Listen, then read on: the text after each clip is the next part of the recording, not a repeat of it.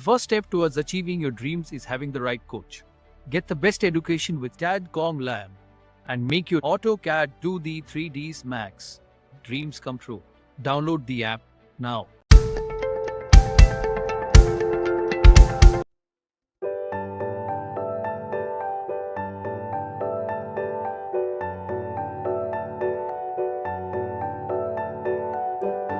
Architecture part में इसीलिए call outs को यूज़ करा गया है, डिटेल कॉल आउट को यूज़ करा जाता है ताकि आप उनको मार्क करके अलग सेपरेटली शो करा सकें सिस्टमेटिक वे। इसीलिए इनको मार्क करा गया है क्योंकि हम हर एक चीज़ को इसके बारे में, तो मैंने लास्ट टाइम बोला था कि आप लोग इसकी डिटेल्स को मेंशन करेंगे जो आपने ऑब्जेक्ट डिज़ाइन करा है अपना। कॉल आउट डिटेल्स बहुत इंपॉर्टेंट है। कभी कभी क्या होता है कि हम लोग कुछ मोल्डिंग्स वगैरह क्रिएट करते हैं फ्रंट एलिवेशंस में, सभी लोगों ने देखा होगा। अरे अब तो खैर, तो टाइप्स ऑफ बेड के नेम, जब तक आपको उनको कैटेगरी, आपने बहुत सारे बेड के ये डिज़ाइन देखे होंगे बट उनके नेम्स के बारे में बहुत रेयर केसेस में, क्योंकि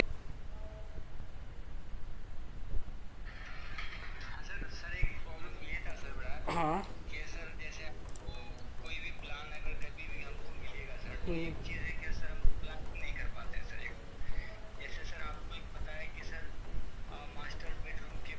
ठीक है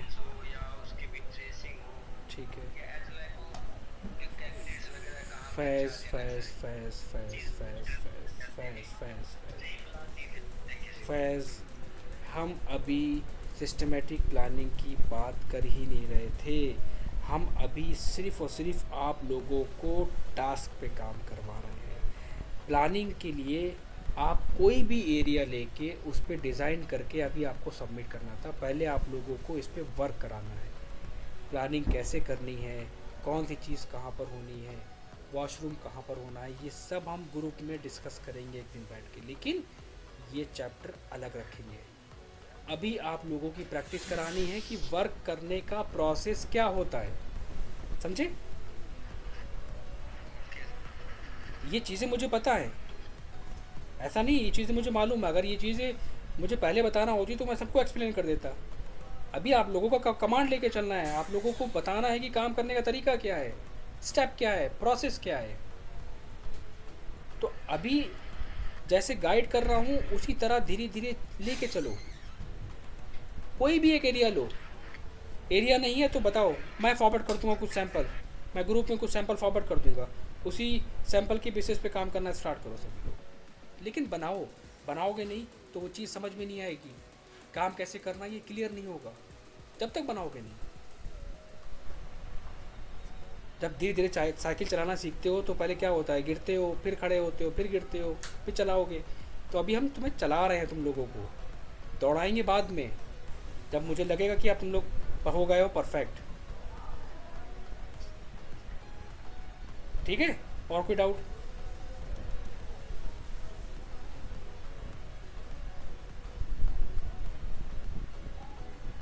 और कोई डाउट किसी का? ठीक है, तो फिर एक काम करिए। बताइए बताइए। हाँ बताइए।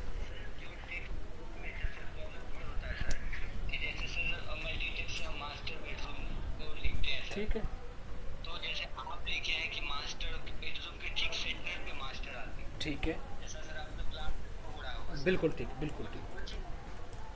चलो, एम्प्टी एंटर, एक्सप्लेन कर रहा हूँ, एक वेट, एक्सप्लेन कर रहा हूँ। Empty enter, first click, second click, type करा हमने मास्टर, एंटर करा, एंटर कर दिया बेडरूम। अब एंटर करने के बाद हम एम के पास क्लिक करके इसको हम स्पेस से आगे पीछे स्पेस बार से मूव करा सकते हैं। एम के पहले क्लिक करके स्पेस एंड मूव। क्लियर?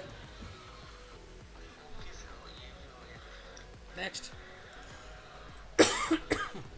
और कोई? सैफ?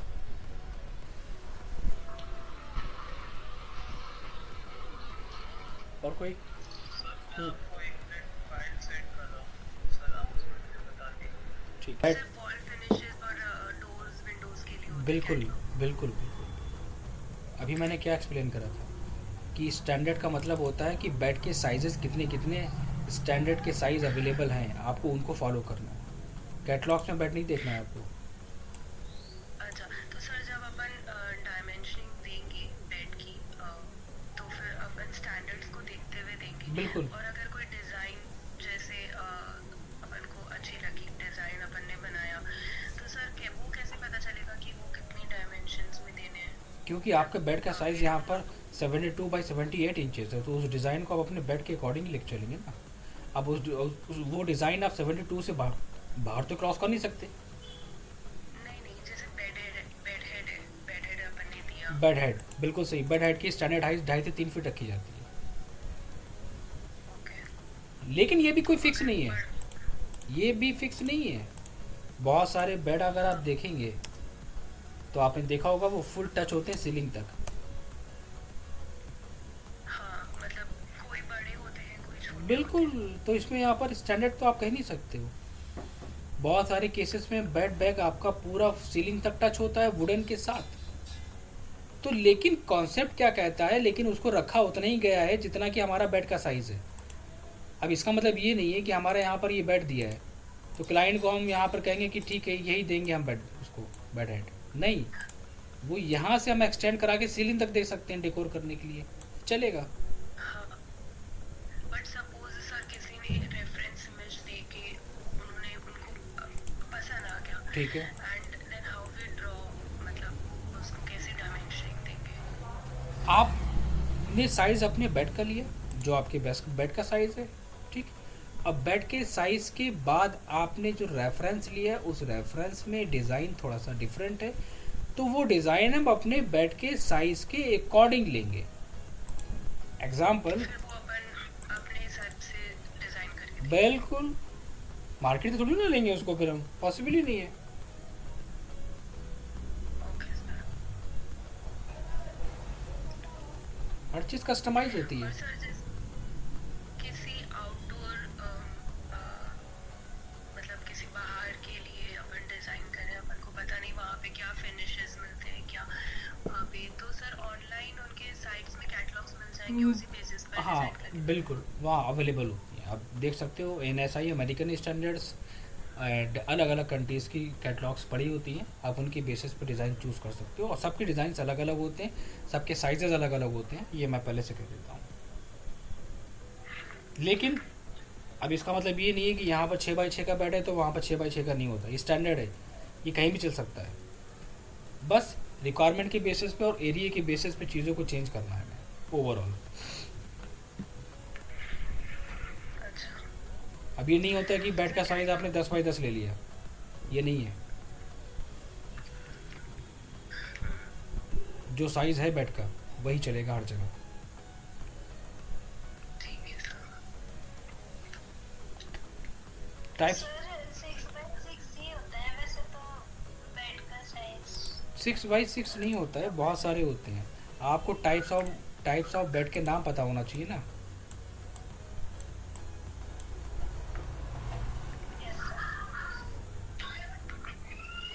हर एक का अलग अलग नेम होता है, हर एक का अलग अलग साइज़ होता है।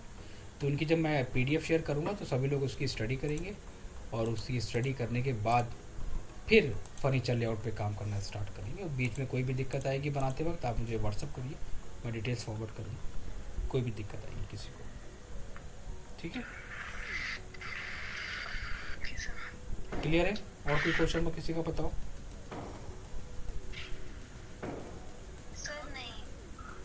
कोमल, नो सर। ठीक है, काम करना स्टार्ट करो, मैं सारी डिटेल्स फॉरवर्ड करता हूँ, सारी नोट्स, सारी स्टडी वाली जितनी भी PDF है, ठीक है? Okay sir. चलो, ओके, थैंक। ठीक है, फाइल आ गई आपकी।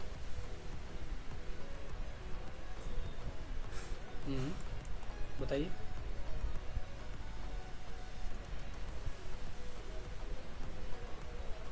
इसमें किस चीज़ में दिक्कत आ रही है?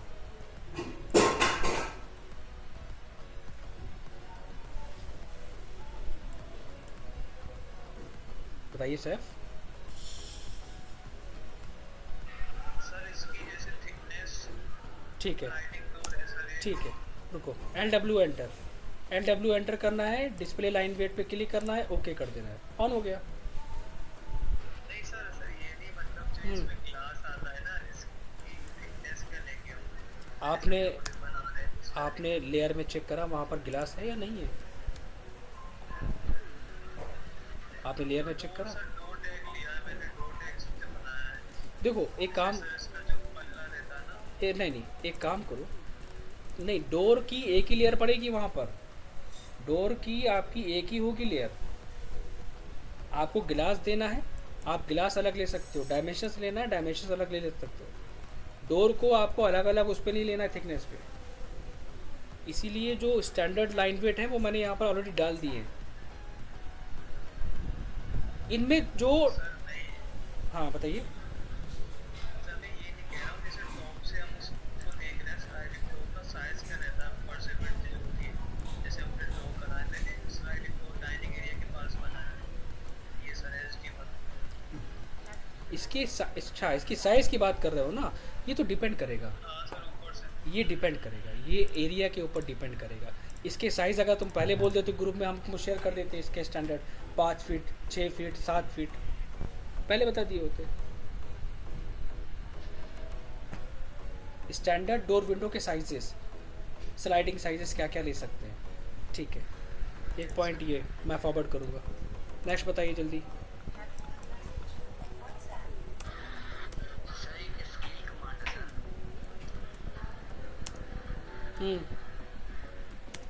बताते रहिए, स्केल कमांड है।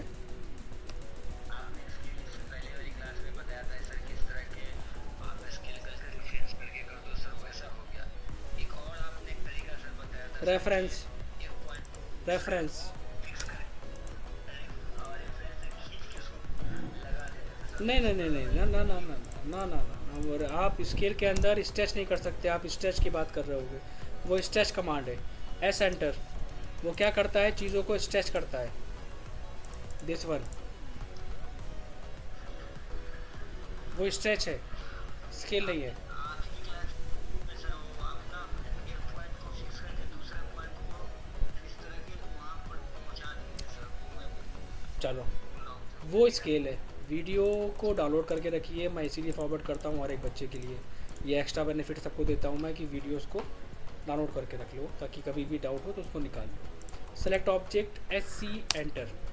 एस सी एंटर करने के बाद जब हम पहला क्लिक करते हैं तो नीचे आता है रेफरेंस। आपने रेफरेंस पे क्लिक करा, ऑब्जेक्ट का पहला पॉइंट और लास्ट पॉइंट पिक करा। फिर नीचे ऑप्शन आएगा पॉइंट का, आपने पॉइंट पे क्लिक करा और दोनों पॉइंट पिक कर लिए। सिंपल, ये था स्केल के अंदर स्ट्रेच। इसी की बात कर रहे हो, यही ऑप्शन है ना स्ट्रेच, इसकी बात कर रहे हो।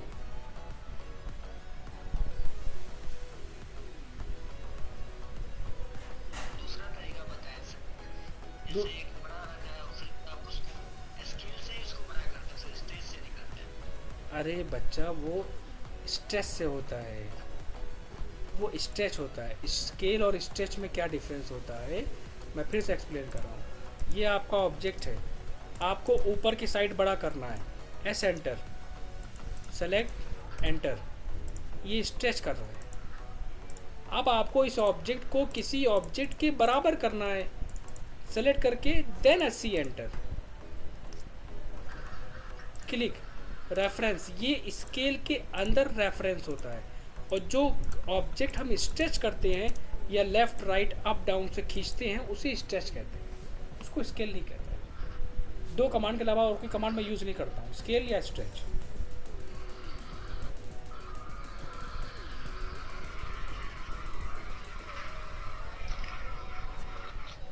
और कोई डाउट? सर मेरा सॉफ्टवेयर 2012 वाली सर उसमें ना कैट ब्लॉक को जब हम कॉपी करते हैं ना तो उसमें फाइल टैग नहीं आता है। कैट ब्लॉक्स, किसी ने मुझे रिमाइंड कराया कि मैंने कहा था कि कैट ब्लॉक आपको यूज़ नहीं करना है, ऑटो कैट के मैं शेयर करूँगा। हाँ वही वही सर हम्म, आपने जो बताया अच्छा भेज दिया है, ठीक है।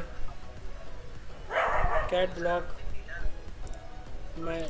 मैं ओपन कर लेता हूँ। चलो अच्छा करा आपने बता दिया, मैं कैट ब्लॉक ओपन करके फिर देखता हूँ कि क्या दिक्कत आ रही है। वो कैट ब्लॉक आप कह रहे हो कि टैग नहीं आ रहा है, कौन सा टैग? ये किस टैग की बात कर रहे हो बताओ? ये आ गया कैट ब्लॉक। हाँ सर, ये जो कैटलॉग आ गया तो सर इसको कॉपी करके फिर हम डायरेक्ट अपने ऑटो कैटलॉग में नहीं जा पाते हैं सर। अरे यहाँ जो ऊपर में सर के ऊपर में जो फाइल टैग है ना, हम्म, ये हमसे मेरे 2012 में शो नहीं हो रहा है सर। ऐसा इसलिए क्या करता सर मैं आप, मैंने फर्स्ट क्लास में एक ऑप्शन बताया था, उस ऑप्शन को एक बार ट्राई करो, डीएस एंटर करके जाके डिस्प्ले पे फाइल टैब को चेक करके इतना करके देखना,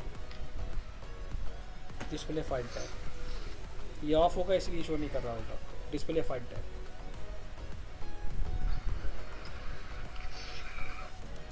और कोई डाउट? सर कॉलम्स का एक डाउट है सर, कितने कॉलम्स लगाए उसमें प्लेस करें? कॉलम्स में देखो, मैंने एक चीज़ बोली थी अभी, जो हमने थंब रूल बताए हैं उसके बेसिस पे दो चीज़ें फॉलो करो। 3 to 5 मीटर की स्पेसिंग, सिर्फ सिंपल, और हर जगह कॉलम को देने से बचो। एग्जाम्पल, हमारे पास यहाँ पर 3 कॉलम नहीं 2 कॉलम है, क्योंकि यहाँ पर हमें कॉलम की ज़रूरत नहीं थी। यहाँ पर हमारे पास 4 कॉलम की ज़रूरत नहीं है, क्यों?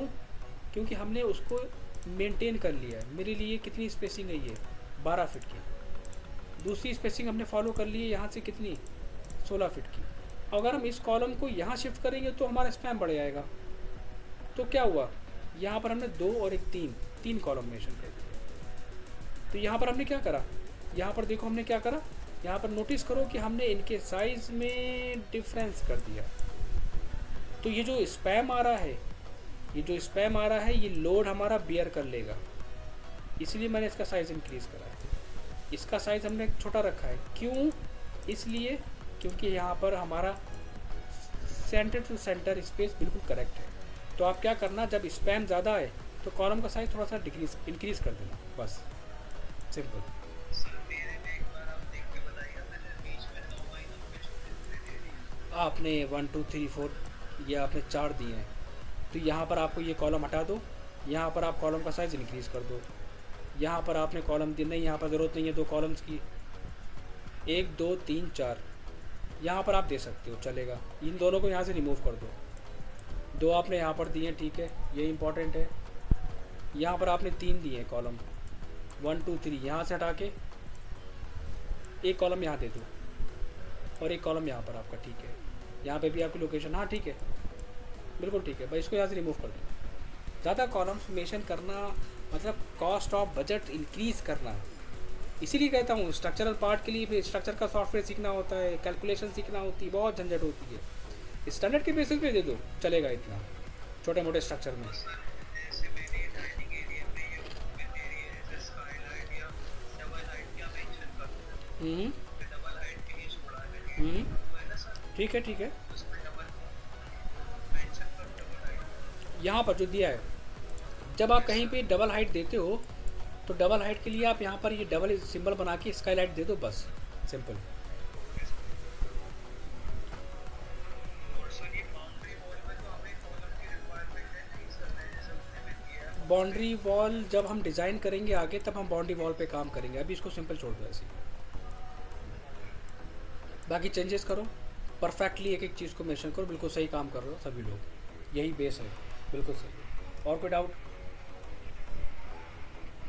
ग्राउंड प्लान में सर आपने जो ग्रीन एज दिया सर, बट जब करीब आ जाता है ग्रीन एज तो सर कैसे उसको एडिट किया, ये चीज़ सर एक मल्टीकलर का यूज़ किया। ये देखो, ये क्या लग रहा है, 6 7 हाँ सर, ये मैंने क्या करा है, क्या लग रहा है? मतलब अगर मल्टीकलर का यूज़। ये लाइन लेके ध्यान नहीं दे रहे हो फैज, इस तरह।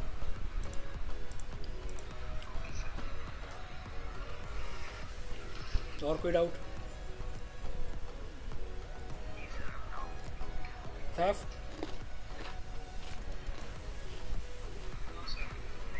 चलो बनाना स्टार्ट करो सभी लोग। Thank you very much, thank you.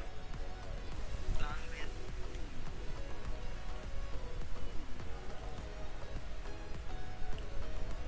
Plan, मैं एक इमेज फॉरवर्ड करूँगा, उसी इमेज के बेसिस पे काम करना स्टार्ट करना, जो करना चाहता है।